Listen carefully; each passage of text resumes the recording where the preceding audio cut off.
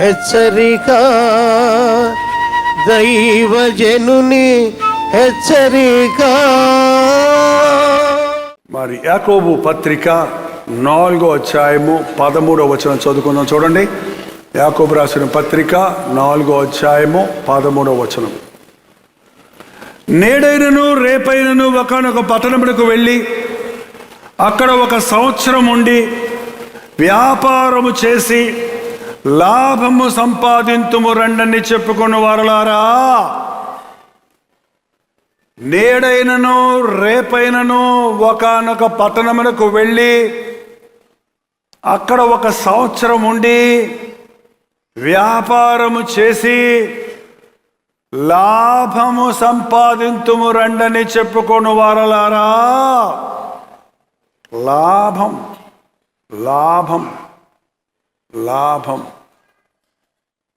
లాభం ఉంటే కానీ ఎవరు ఏం చేయట్లా. నాకేం లాభం, నాకేమొస్తుంది? ఉద్యోగం చేస్తున్నావు, నీకు ఆ జీతం వస్తుందని. వ్యాపారం చేస్తున్నావు, నీకు లాభం వస్తుందని. ప్రయాణాలు చేస్తున్నావు, నీకు లాభం వస్తుందని. సేవ చేస్తున్నావు, లాభం వస్తుందనా? ఏమో, ఈరోజు అది కూడా తెలియటం లేదు. ఏది చేసినా నాకేం లాభం, నా కమిషన్ ఏది, నా మామూలు ఏది?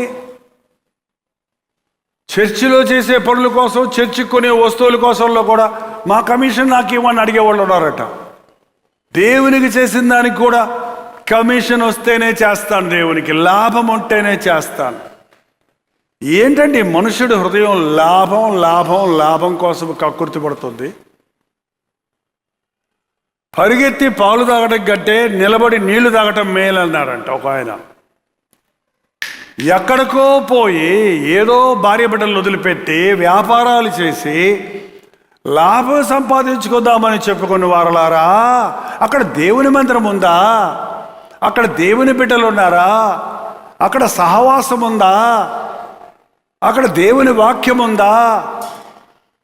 అది దేవుని చేత ఆశీర్వదించబడిన స్థలమా?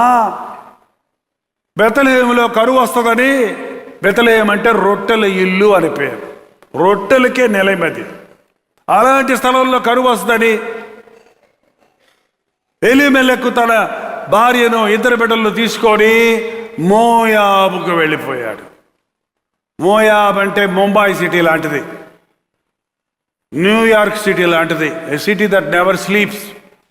24/7 తింటుంటారు, తాగుతుంటారు, వ్యాపారాలు. ప్రతి దేశం మనుషులు కూడా కనపడుతుంటాడు అక్కడ.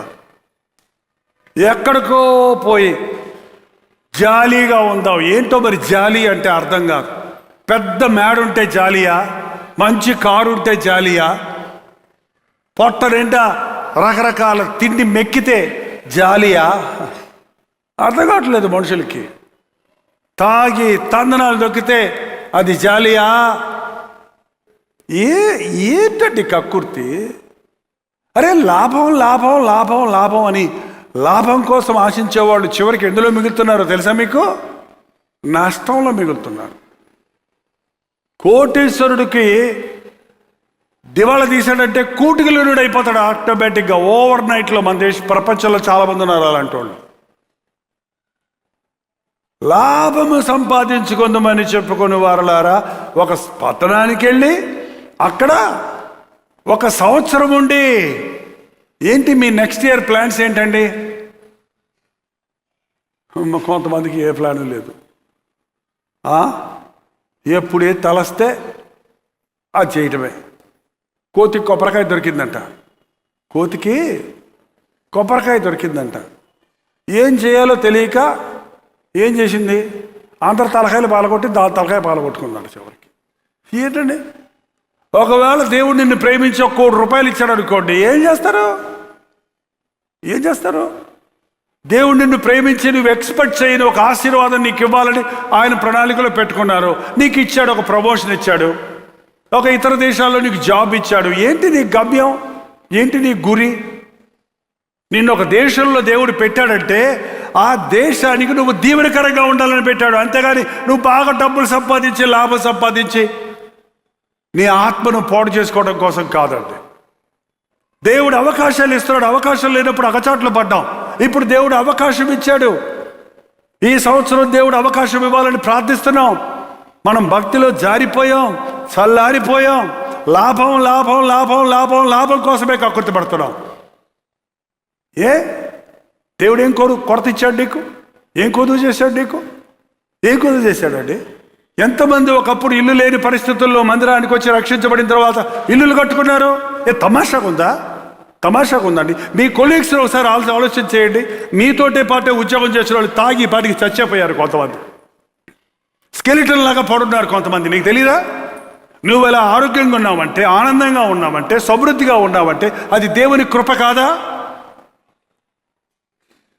నీతో పాటు ఉన్న నీ ఇళ్లలో ఉన్న పక్కన వాళ్ళ పిల్లలు ఎక్కడున్నారో చూడండి. వాళ్ళు యవనస్తులు ఏం చేస్తున్నారో చూడండి. నీ బిడ్డలు ఏం చేస్తున్నారో చూడు. వాళ్ళ ముఖాల్లో ఏముందో చూడు. వాళ్ళ బిడ్డల జీవితాల్లో ఏముందో చూడు. అది దేవుని దీవెన కాదా? అది లాభం కాదా నీకు? ఏం లాభం వచ్చిందంటారేంటి దేవుని దగ్గరకు వచ్చి? నాకేం లాభం అంటారేంటి?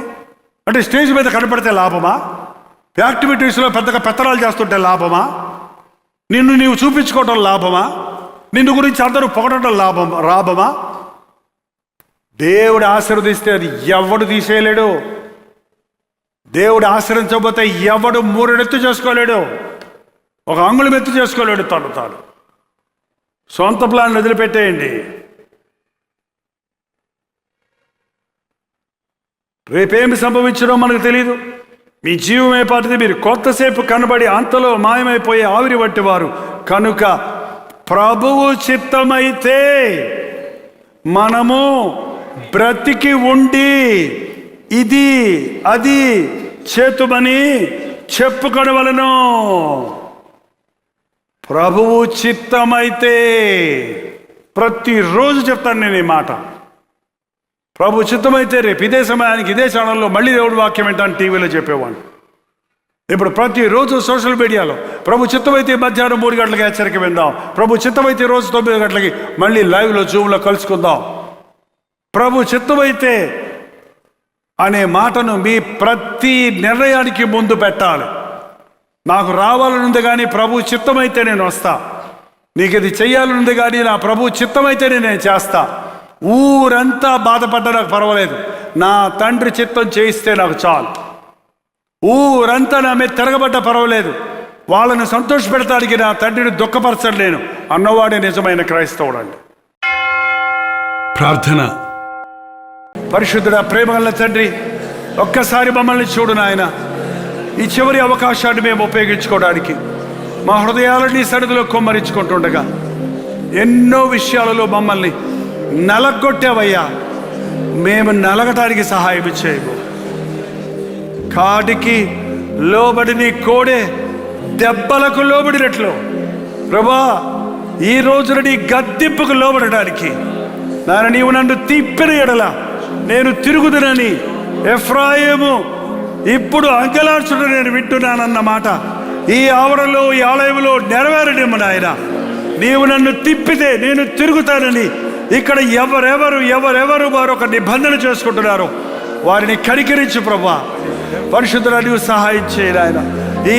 ఈ మధ్యాహ్నం ఎవరిని నీవు దర్శిస్తున్నావో, ఎవరితో మాట్లాడుతున్నావో నీ పిలుపుకు లోబడటానికి సహాయం చేయి దేవా. అంతవరకు మా ముందున్న ఈ కొద్ది రోజులు దాన్ని అలయక పరిగెత్తడానికి తండ్రి, ఎడతెగక ప్రార్థన చేయడానికి మా హృదయాన్ని క్షుణ్ణంగా పరిశీలించుకొని పరిశుద్ధపరచబడిన వారిగా, పరీక్షించుకునే వారిగా, నీ అభిషేకంతో నింపబడిన వారిగా ఉండటకు సహాయం చేయి.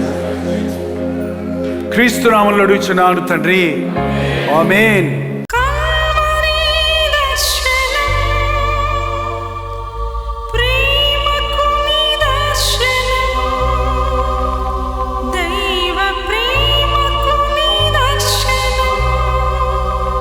తెలుగు, తమిళ, హిందీ, మలయాళం, బెంగాలీ, ఒరియా అనే 6 భాషల్లో టెలివిజన్ ప్రోగ్రామ్స్ కొనసాగుతూనే ఉన్నాయి. భారభరితమైన పరిచయంలో మీరు సహకరించాలని ఆశిస్తే ప్రభువు మిమ్మల్ని ప్రేరేపిస్తే మీ విరాళాలు, కానుకలు డాక్టర్ జై ఫౌండేషన్స్ అనే ట్రస్ట్ నెంబర్కి మీరు పంపించవచ్చు. అవి నేరుగా టీవీ ఛానల్స్కి వెళ్తే అందులో ఏది మేము మా సొంత ఖర్చుల కొరకు ముట్టుకోవటం లేదు, వేరే పరిచయ కొరకు ముట్టుకోవటం లేదు. టెలివిజన్ పరిచయలో ఇంకా సువార్త అనేది వారికి అది అందించాలని ఆశతో ఒక 20 సంవత్సరాలుగా కొనసాగుతున్న పరిచయం కొరకు ప్రార్థించండి. మీ సహకారాన్ని అందించండి.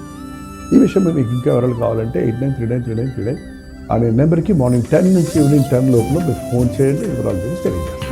వేరేమీ కోరలేను జీవితాంతం, నీ దయలో కాయుమయ్యా బ్రతుకు దినం.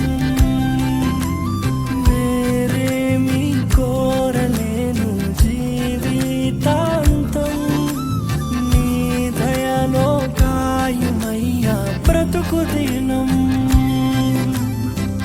నీలాంటి దైవం ఎవరు విశ్వమున లేనే లేరు, నీలాంటి దైవం ఎవరు విశ్వమున లేనే లేరు. పరమ తండ్రి నీకే వందనా, నీదు బిడ్డగానే సాగేదా. యేసునాథ నీకే వందనా, జీవితాంతం నీకై బ్రతికేదా. పవిత్రాత్మ నీకే వందనా.